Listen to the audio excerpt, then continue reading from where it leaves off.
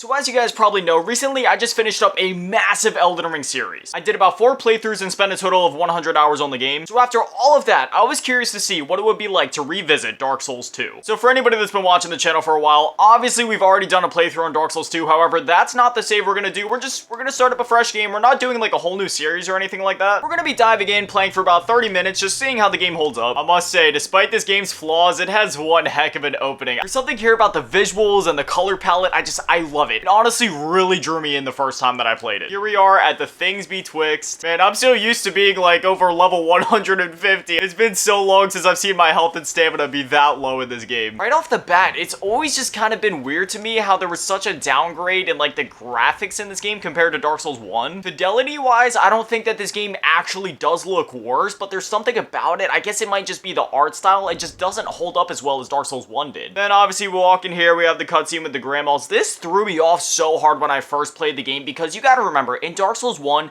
it was a very uninviting and scary world, but the NPCs were always there from the sidelines kind of cheering you on, like, you know, don't go hollow, you got this. And everybody just kind of like believed in you, was cheering you on from the sidelines, no matter how uninviting, scary, or deadly the world was. Then you get here in this game, and immediately the first NPC you talk to are these 3 grandmas that are literally just laughing in your face and telling you, you're finished, you're dead, you're not gonna make it. So at this point, it's already clashing tones with the original game, and the first time that I played it, I was like, okay, well, I already have very little drive to play this game as is, so I might as well just put it down now. I understand there's certain instances in certain games or stories where that uninviting atmosphere can actually add to the story in some way, but in this game, all it did was throw me off considering how hard it clashes with the tone of the original game. All it really did was just set me off furthermore, considering the fact that I'd already heard so many bad things about this game and I wasn't even looking forward to playing it in the first place. You know what, let's go with some random class that I've never done before. The swordsman actually kind of looks cool. He has like dual wield swords. I've never experimented with this, but we'll go for it. Give him the bonfire aesthetic because that's the only correct gift to choose. Let's give him the ching chong bing bong look. There we go, that somewhat resembles buff Asian boy. Now I understand that when this game was in development, there was a lot of turmoil behind the scenes. There was different directors. The first half of this game's development was handled by one director and that wasn't going very smoothly at all, so then they had a second director come in and basically what they had to do was take all of the broken pieces that the first development team had and kind of just piece it all together and try to make it work. That's why you have instances where at the end of Earthern Peak you get on an elevator and then you go up to Iron Keep, and if you know how Iron Keep is laid out and what that place is, obviously in terms of world design that makes absolutely zero sense. And then there's just a lot of other problems with this game. Like I mentioned earlier, the graphics aren't as good, the combat feels slow and clunky, and it's not in the good way that Dark Souls 1 had, where like Dark Souls 1 combat felt a little clunky and a little slow, but it worked in that game's favor, whereas this one is just,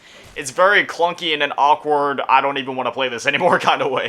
Stepping out into Majula for the first time. Now this is a feeling that is truly unmatched throughout the rest of the Souls series. I will stand by that. Majula is hands down my favorite hub world in any Souls game, period. Let's just take a minute to relax and just listen to the music. Like, you don't get this feeling from any other From Software game or any of the other hubs in the games. Like, sure, Firelink Shrine, it was like, the tone in that hub world was different. It was a little more somber, and you felt, you know, calm in a different way at Firelink Shrine. Whereas Majula, it's just a general sense of calm, if that makes any sense. Like, Firelink Shrine makes you feel some kind of way in like more of a somber way, whereas this is just, it's calming. The rest of the world is deadly.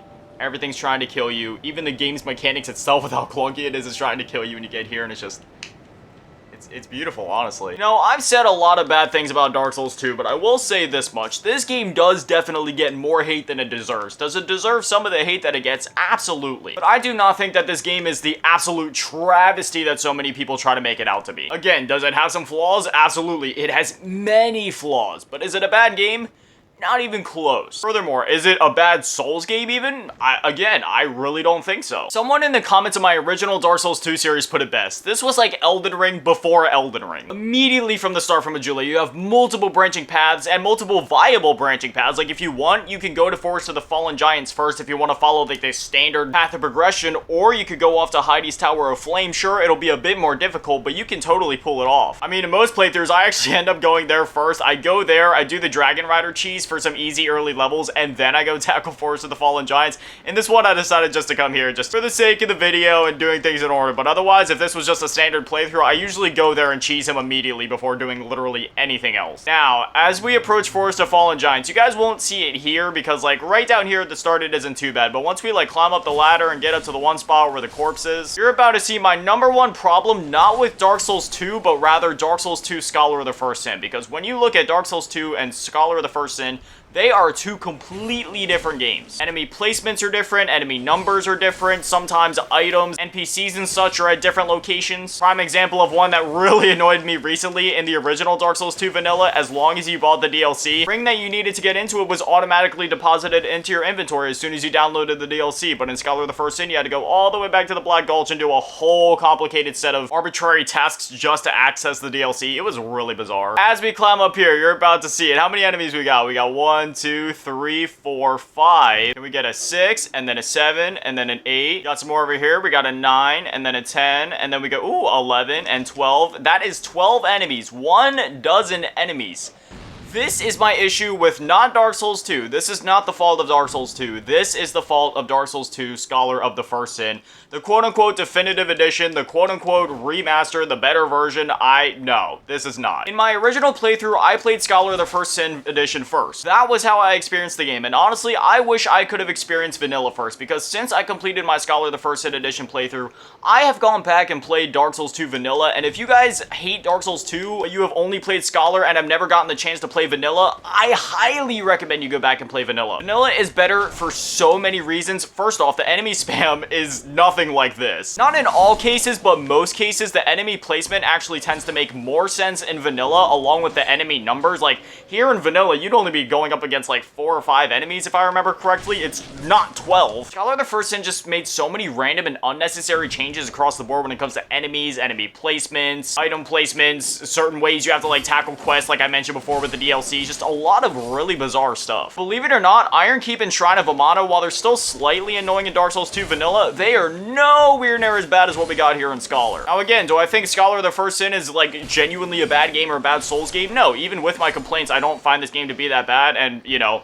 obviously, it's doable to clear out this area, but you also gotta remember, I've beaten almost every From Software game at this point. Well, every Soulsborne type From Software game at this point, on top of 100 hours in Elden Ring, so of course I can take on a small group of enemies like, well, it's not even a small group of enemies, but of course I can take on a group of enemies like this. Now, imagine for a beginner player, I know these games are built around their difficulty, but this game is so reliant on artificial difficulty, or rather, I should say, this edition of the game is so heavily reliant on artificial difficulty and spamming the player with so many enemies that is just overbearing. And while sure, some people may say, well, you know, you just have to kill each enemy 12 times and then they'll never respawn in the area, for that playthrough at least, until you start New Game Plus, and my response to that is, why is that even a feature in the first place? That feature makes no sense in Souls. I don't like when Souls games do the thing where certain things happen and therefore it'll be either easier or harder on a following run back, like after you die. I like how Dark Souls 1, 3, and basically literally every other Souls game handles it, where every time that you die, it's exact same experience as your last run. And also, can we just mention how bad of a feature the whole weapon durability thing in this game is? My Schmittar, I'm literally 15 minutes into the game and it already needs repair. But for example, in this game, I know this is a feature from Demon Souls. It doesn't mean it was a good feature in Demon Souls either. It sucked then and it sucks here, but obviously you lose your life every time that you die. And while sure, yes, you do have the ring to counteract that, I don't like the fact that you have to even use a ring for that in the first place. It is just such a bizarre mechanic to me. The Souls philosophy and the lessons of Souls games are that you should always get back up and try again. Learn from your death. Learn from your mistake. Come back and do better. But by taking away the player's health, you are making it objectively harder for them on their following runs and actively punishing them for dying. Whereas in literally any other Souls game besides Demon Souls, death is supposed to be a lesson for you to learn from, not something that you are punished for like you are in this game. Furthermore, the thing with the enemies dying after killing them a dozen times, I don't like that, because then that means that it's really easy to go to an area like Iron Keep or Shrine of Amana, kill them a dozen times. Sure, it's going to take a lot longer, but it'll make it a lot easier. You just kill them a dozen times, and then there you go. You can just run run through the area no problem, and I really don't like that. I don't like when Souls games have those features in there that are meant to make it easier for you in a way, or a way to manipulate the game's difficulty. I'm not really into that. Kind of salty that my Schmittar broke already. Like I said, I've only been playing for like 15 minutes at this point. Should I replace it with a hand axe? I don't know. One thing I will say about this game that it does better than the other Souls games is level variety. Not necessarily design of the levels themselves,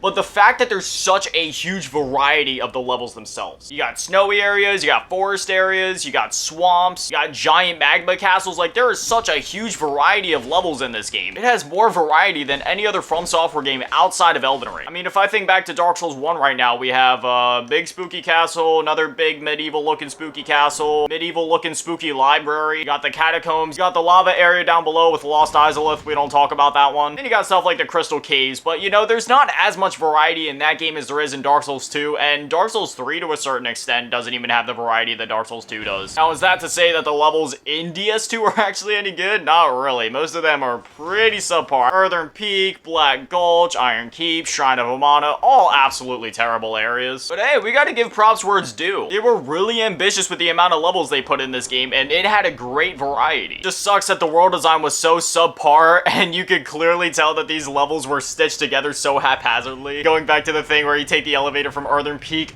up to Iron Keep. But outside of a few world inconsistencies like that, I really like the amount of levels that they had in this game. Get up. This game is really weird for me because as many praises as I have for it, I also have just as many, if not more, complaints. The PvP in this game is extremely overrated. The build variety in this game is pretty great though, and there is a lot more viable builds and weapons in this. Did he just emote? I love that. Build and weapon variety in this game is great. The boss variety is pretty good as well. Now, while most of the bosses in this game suck, and most of them are pretty subpar, you can't deny there's a great variety and a great number of bosses in this game. It just sucks that they went for the quantity over quality approach, similar to something like Elden Ring, and most of them were just kind of throwaway bosses. Now, I know I just made a pretty controversial statement, but let's be honest, Elden Ring, it has over 100 bosses, and only 15 or 20 of them are unique and actually worth naming. The rest of them are just tougher enemies with big health bars, and that does not count as a genuine boss. Last Giant, aka Ankle Slashing Simulator. You know, I dunk on this guy a lot, but to be honest, for a first boss, it could have been worse. I would definitely say that Asylum Demon was a much better, like, introductory boss, but Last Giant, it's okay for what it is, I guess. Again, it's really just Ankle Slashing Simulator, considering the fact that he also only has one move, so you don't even need to worry about dodging. You just need to hit, back up. Oh, he does a jump too. I forgot about that. And then halfway through, he'll rip his arm off and slap you with that. But you really don't have anything else to worry about in this fight. And as long as you have Sellsword Lust here to help take some of his aggro, then you really shouldn't have any problems with this fight, even if you're a complete noob. That goes for most of the bosses in this game. If anybody dies on like a majority of the bosses in this game, I really don't know what to tell you about going forward with the other From Software games, because this game hands down has like the easiest bosses in the entire series. Now granted, I'm kind of getting stomped on right now, but I'm also trying to commentate and I just suck at Souls games, period. I can't even tell you a single boss that I was genuinely stuck on in this game. The only times that I got stuck in this game was in the areas themselves, like Iron Keep and Shrine of Amana. Otherwise, I did not actually get stuck on the bosses. None of them were difficult. There was a few bosses that were annoying that I died to a few times, sure, like Royal Rat Vanguard. I absolutely hated that boss. But otherwise, there was no outright difficult boss. In fact, I ended up beating most of them, especially in the latter half of the game, first try. Like Demon of Song, Looking Glass Knight, I beat all of them like first try. And just like that, Last Giant, I'm not about to die right now. I do not think so. That is Last Giant down. Got Solo Lost Giant and the Soldier Key. I'm pretty sure that's how we get out to the Pursuer. Does it open up this door? I forget what this key unlocks. No, this one's still locked. I'm definitely not as familiar with Dark Souls 2 as I am with the other games. Like Dark Souls 1, 3, Elden Ring, I can pop that in. I can have the game finished in maybe 5 hours tops. And that's if I'd really want to take my time to slow down and farm up some enemies. Otherwise, I bet I could clear it out even faster than that. Dark Souls 2, that would save me a bit longer. I'm definitely not as knowledgeable when it comes to this one. Now, I'm curious, can I still cheese Pursuer just as well as I did the first time? So we skip the cutscene, we sprint, or wait, no, we gotta have him, like, do the big attack. Dodge. No, I missed! There's no way. I've never missed that. Come on, Pursuer. Do it. Okay. Go, go, go, go, go. Oh, yeah, I forgot to mention the whole agility stat thing in this game. I mean, I don't even think we need to talk about it. You guys know why it sucks. And just like that, ladies and gentlemen, that is a Dark Souls 2 boss down. Solo the Pursuer and Ring of Blades. So like I said before, for all of the faults and for all of the bad things about this game, at the end of the day, I still think it's a solid game, and if you're a Souls fan, I can definitely recommend playing through it at least once if you haven't before. But if you have played it before and you didn't really like it, maybe it was because you played Scholar of the First Sin, I would still recommend checking out Vanilla if you weren't too hot on this game. I do think that a playthrough of Vanilla would help change your opinion at least just a little bit. Yeah, that's all I gotta say, really. Now I want to hear from you guys. What are your opinions on Dark Souls 2? Do you agree with what I said in this video? Do you disagree? I'd love to hear from you guys. Anyway, as always, a shout out to the patrons and channel members: Karma's Fade Grandma, Lil Bitty Tab, Big Daddy Matty, Chalupasaurus Rex, Razak, Polar Ray, The Webster, Lamas Bianca, Spurgatory, Drip Cassant, Mellow Lasking, Peter Magic, Mason Irving, T. John Y15, Flaming 71, and Aaron Reynolds. Thank you guys for watching. Have an amazing day. Stay beautiful. I love you all. And remember, don't go hollow. Peace.